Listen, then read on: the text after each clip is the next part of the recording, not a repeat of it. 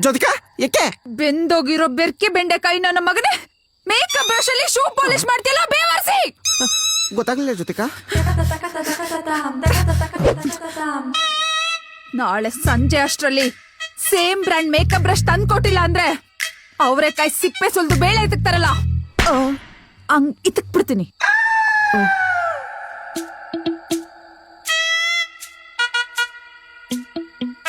ಹಂಗೆ ನಾಳೆ ಗೋಲ್ಡ್ ತಗೊಂಡ್ಬರ್ಬೇಕು.